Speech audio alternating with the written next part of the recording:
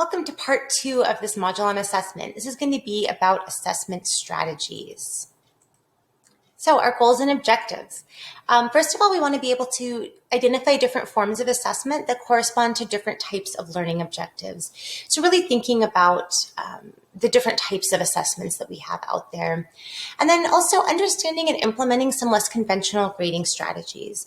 So we're going to talk a little bit about things like ungrading and choose your own adventure grading and contract grading. And then articulate the pros and cons of different policies around late work and extension. So we're going to have a little bit of talk about course policies in here as well.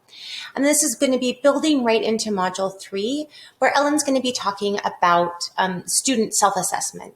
So getting students involved in even more ways, though a lot of these less conventional grading strategies are also giving students more agency and more buy-in than they would normally have in a course.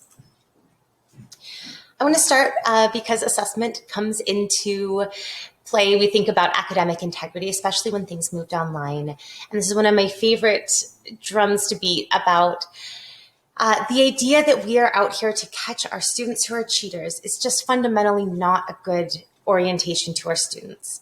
I love this piece called Against Cop Shit, which is really removing anything that thinks about this adversarial relationship between teachers and students. I am not interested in being out there and just surveilling and trying to catch my students breaking rules. That doesn't mean I don't care about it. I talk about academic integrity with my students, but I am not so oriented to, oh my God, they're going to cheat. I would really recommend Cheating Lessons by James Lang. Is an amazing book that talks about reframing academic integrity questions in terms of best practices for pedagogy. I could talk for a full-on hour about cheating lessons and all of the different things that come out of that. So I just want to say, I am not super laser focused on how to prevent cheating. I think that takes away from our teaching. So we're going to think about things in terms of this Bloom's taxonomy. So I just want to remind us what this looks like. Remembering, understanding, applying. These are some of those base level skills that we build on, right? We need to know the first declension. We need to memorize those forms because then we can move up to these higher level, right? Interpreting, applying. And then these kind of most complex ideas, creating, evaluating, analyzing, these kind of higher level questions, which is not to suggest that we don't need these lower level questions as well. So just reminding us about that. So some types of assessment that meet these different types of learning outcomes. Remembering, these are things that ask us to recall or recognize terms, facts, concepts.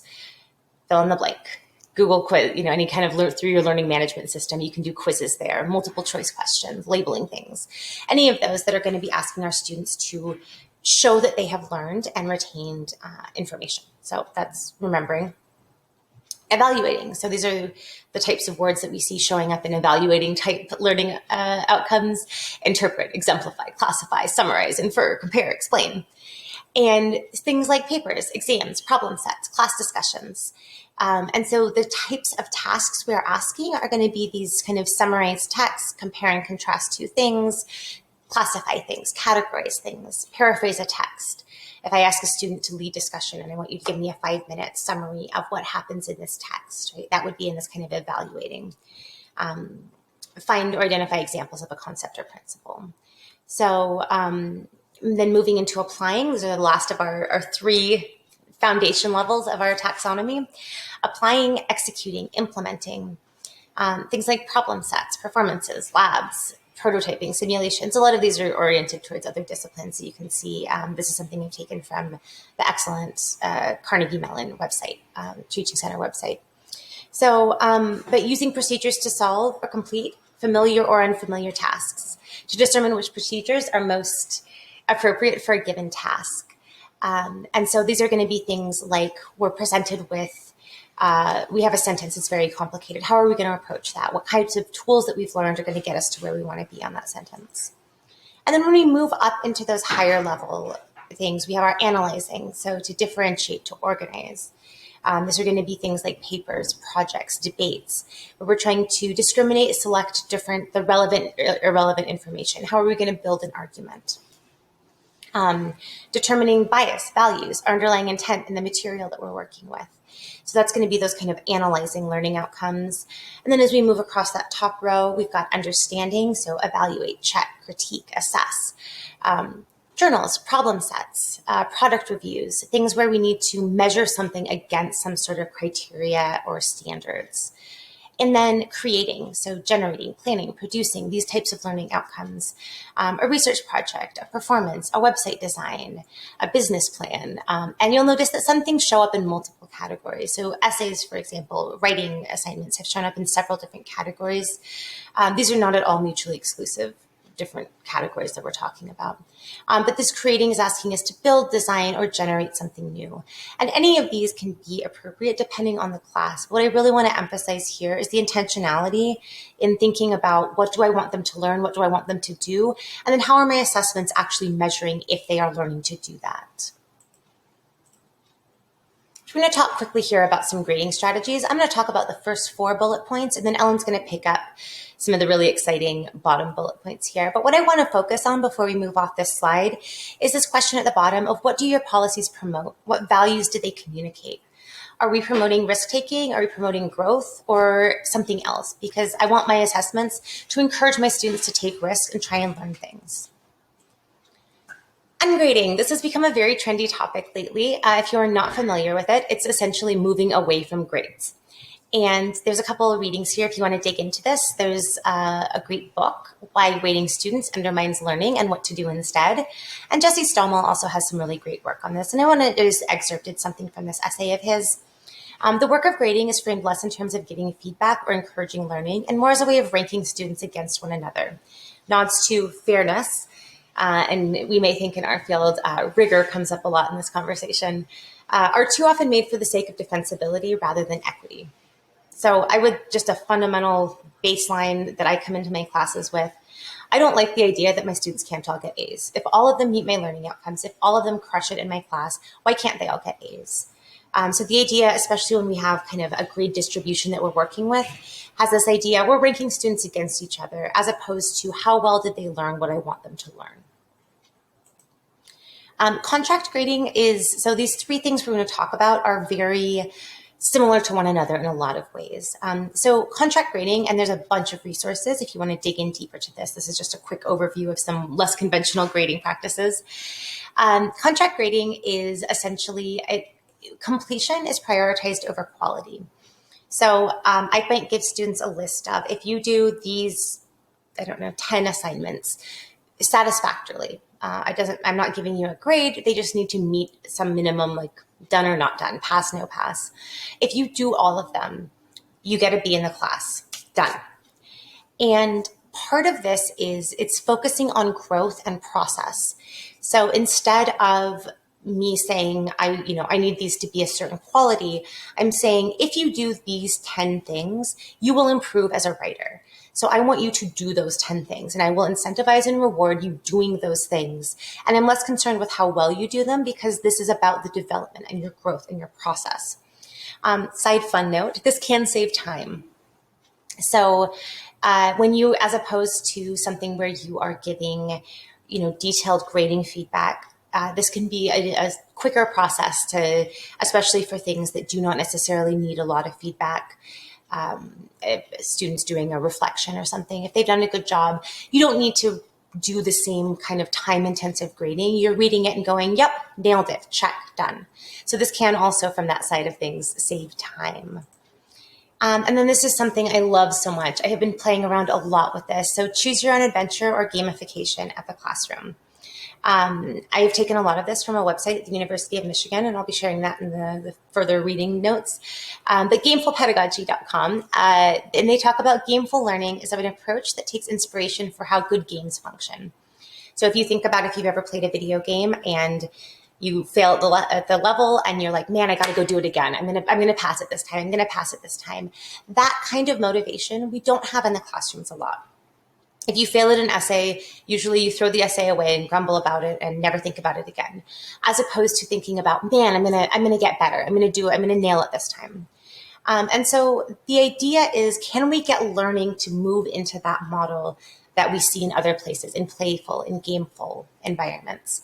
And so they center intrinsic motivation at the center of competence, belongingness, and autonomy.